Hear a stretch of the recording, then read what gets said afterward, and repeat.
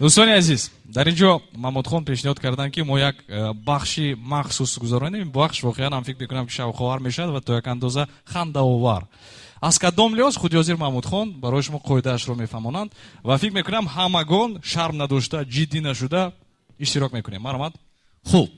شرط این آزمون نیست، این یک گویم بازی گویم هم اشتباه نمیکنیم. میدونید از چی خاطر؟ از اون سبب که امروز نفران جمع اومدند که همه آنها به خود خاص سبک و اسلوبی خود رو دارند. همینطور نه. از این خاطر من یک لحظه میخواستم که بیاید کمتر سرود ایواز کنیم. اینجا میبینیم همه شما دوست هستید با هم. اومن دونستان میخوایم که آیا سرودی همدیگر رو میدانید یا اینکه نه. با فکر میکنم کلمه نه رو ما امروز استفاده نمیبریم. برای همگان سرودهای یکدیگر رو میدانند. همکاسبان گرامی قدر، ما آغاز میکنیم باز از کی؟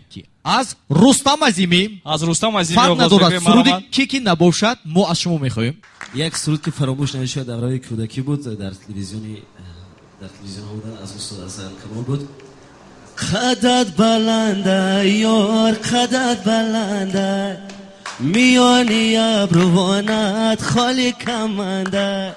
ای قدت بلنده یار قدت بلنده، میانی ابروانت خالی کمنده. ای یارم نشانی داره، ای دور جوانی داره،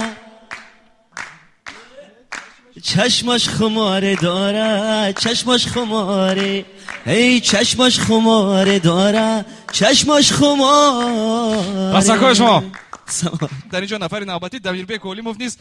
ترانه یک نفر رو حرکت میکنند که با اسلوب خاصی همون نفر اجرا کنند. فرق ندارد. اگر خوب میشد امروزینه سرودنده که امروز جمع آمدن. بله رفتیم. معلش یک سرود ما بسیار ویش معقول چی همین سرود خونیشانو بعد همون آهنگشو همون خوش مرامت. در پشتکی زردالو من همراهی گلبانو، گل گل گلبانو، گل گل گلبانو. این سرودی برادر از ما انوار احمدوف است. ما وقتی که این سرود نابرومد همراه مبارز در رادیو گوش کردیم.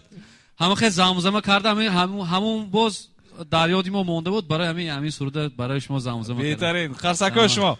بعد در اینجا دوستی گرامی قدری ما فرامند کریم فستانکی هر یک شما فکر میکنم میشناسید این نفر رو، زیرا این نفر نه با واسطه یگان چی گویم یگان وسایل اخباری عامه، تلویزیون، رادیو، این نفر توسط زنده باد سامانه youtube.com ماس با همین طرح مشهور شدن و امروزها دیدن ممکن است که از نظر گذارانی ترانه‌های فرامند کریموف در یوتیوب زیاده از میلیون ها است، میلیون ها مراتب، 5 میلیون 10 میلیون و شما خودتون شخصا انتظار بودید که چنین مشهور میشوید؟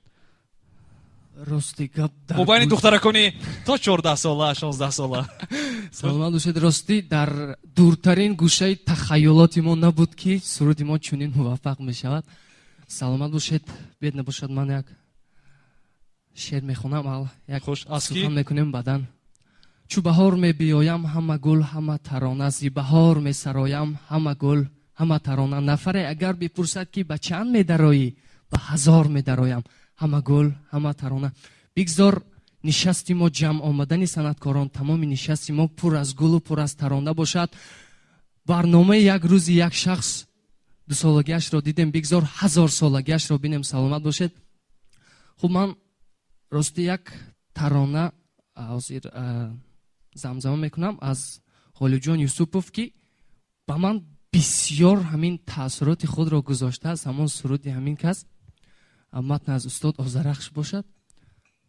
میخونم همون سرود را. دشمنی بیچاره ای من زنده باش، من با ضدی تو قوی تر میشوم. دشمنی بیچاره ای من زنده باش، من با ضدی تو زورتر میشوم. در برم گر دوست باشد غالبم، دوست باشد من مظفر میشوم.